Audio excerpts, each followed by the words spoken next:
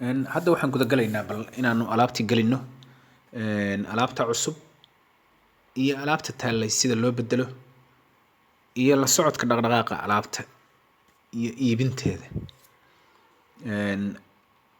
alaabta waxaan taabanayaa burgerkan taabanayaa. halkan waa burgerka main menu-ga laga isticmaalo. ama bidixda halkaas aad ka soo jiidi kartaa dhanka midig u jiid baad samayn kartaa sida hore u istagnay. anigu hadda burgerkan taabanayaa. alaabtan tagay waxa yaal oo ku taxan waxba iima yaalaan. waayahay sub menu-gan tagayaa marka dar hoosaadkan tagayaa.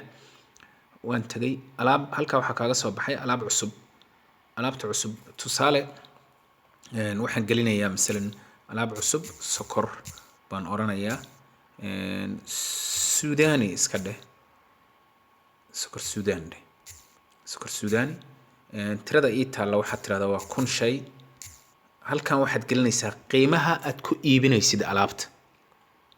misalan waxaad tirahdaa 29 iyo 50 senti baan iri. okay qaabka uu samaysan yahay kuugu tilmaamayo marka waka halka kore safka kore sadarka kore waxa kaaga soo baxaya magaca shayga, cadadka asalka ah, cadadka marka la gato isbedeli doona waka, qiimahana waka, taariikhda la geliyay waka, rekoorka aad gelisay, kaydka aad gelisay. shay labaad baan ku darayaa. waxaan oranayaa kaba soo qabo sokor Brazil baan iska leeyahay kaba soo qabo.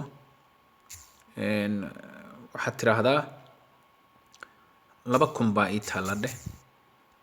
qiimaheeda waxaad tiraahdaa waa $30 dheh. okay labadaa shay baan haystaa. shay saddexaad baan ku darayaa. waxaan oranayaa misalan bariis baan oranayaa kaba soo qabo waa basmati dheh. waxaad tiraahdaa waa 15 kiilo baan oranayaa kaba soo qabo 15 kilogram baan dhahayaa. okay tirada ii taalla waa 500 oo xabo weeye. qiimihiisana waxa ii tiraahdaa qiyaas $9 baan iri. okay waayahay baan iri inta ii kaydi. haddaba waxaa halkaa ka muuqda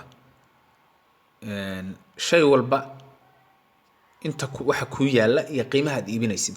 oo micnuhu waxa weeye xitaa qof aan maanta saaki dukaanka ku cusub hadduu yimaado kaagama baahna inaad u sheegtid qiimayaalka. halkaas wixii kaydka ku jiraan wixii waa ku qoran yihiin. adigu information good waad siin karaysaa haddii qofku discount haddii wax badan iibsada inta in la inta discount waxa waad siin karaysaa. laakiin macluumaadkii oo dhan meesha ugu jiraan. akhbaartii oo dhan xogtii oo dhan meesha ku kaydsan tahay. waayahay alaabtii waan haystaa. seebaan u iibinayaa wey. waxaan u iibinayaa shaygan taabanayaa laftirkiisa shayga laftiisaan taabanaya dusha ka taabanaya. misalan Suudanigaan taabtay. marka aan taabto imisaan iibinayaa. halka maxaa kaaga soo baxaya. halka waxaa kaaga soo baxaya shayga magaciisii, qiimaha la iibinayo iyo inta taal. halkanaan imid waxaan oranayaa tirada aan doonayo. misalan waxaan iri 120 kiish baa layga qaadanaya. isaga ku xisaabinaya. xisaabtii kaydka kugu jirtay buu kugu dhufanaya. waayahay halkaa waxaa iyana ii soo raacaysa haddaba. macdaan baad ku iibsato cash baad ku gadatay. ma fariin baad ku iibsato SMS-ka nooca la yiraahdo oo misalan dahabka, EVC-ga, zaadka, sahalka, waxyaabaha magacyadaas kala duwan leh miyaad ku iibsay mise deyn baad ku qaaday lagaaga qaatay. waayahay intaas markaynu waxa noo raaci karta wixii lifaaq ah oo xusuus ah oo aad rabtid alaabtan aad iibisay inaad hadhow ku xusuusatid. misalan deyn baa lagaa qaatay qofkii kaa qaatay iyo qofkii damintay iyo wixii iyo siday tahay. ama receipt number baad rabtaa inaad ku dirtid oo ku qortid aad ku xusuusatid. intaas baad samayn karaysaa. okay 120 baa laga qaatay. halkan iyadana lacagta meesha ah waxaa dhici karta qofka inaad lacagta wax u celisid.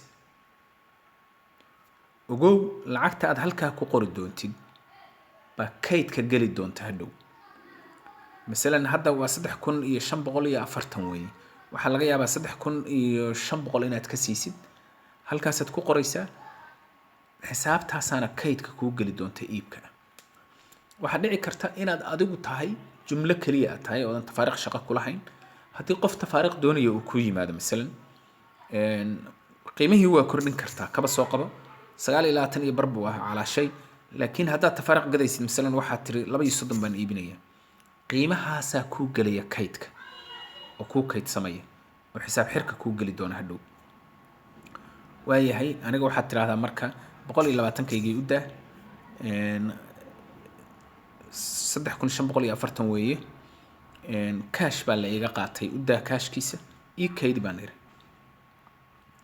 maxaa kuu soo baxay sokortii suudaaniga ahayd wataa halkaas waxaa kaaga soo baxay 1000 xabay ahayd 120 baad ka qaaday 880 baa kuu soo hartay waayahay mar labaad bariiska laga iibsaday waxaa la iibsaday masalan 310 baa la iibsaday lacagtii baa qayb ka mid ah 2780 baan qofkii ka qaaday oo 10 baan u daayay waayahay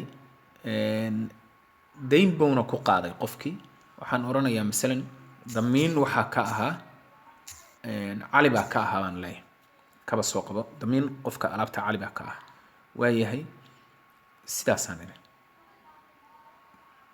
190 baa hartay marka ay soo dhawaato alaabta kala bar ka yar markay noqoto midabku wuu isbedelayaa markay aad u yaraatana midab casaan ha kuu soo baxaya si uu kuu xusuusiyo alaabtii waa sii dhammaanaysa midabka kala bar markay wuxuu ka yaraadaan misalan 500 baa awal taallay 190 baa hartay kala bar hadday ka yaraadaan waxa yaala midabku waa isbedelaya hadduu aad u sii yaraado 3 meelood meel ka sii yaraadana gud casaan buu noqonayaa wuxuu kuu sheegayaa in wixii sii dhammaanayaan ka gaar uu ku leeyahay waayahay sokortii baa la iigu soo noqday Brazil baa markan laga qaatay waxa laga qaatay misalan kaba soo qabo 750 shay baa laga qaatay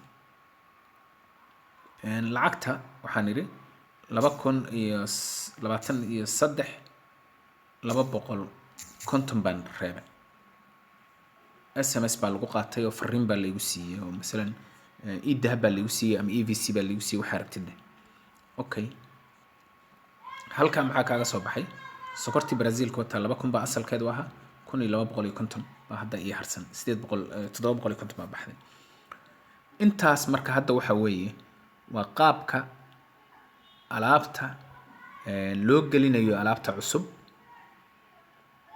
loona iibinayo alaabta iibkeeda waxaan marka labaad ku celin doonaa qayb kale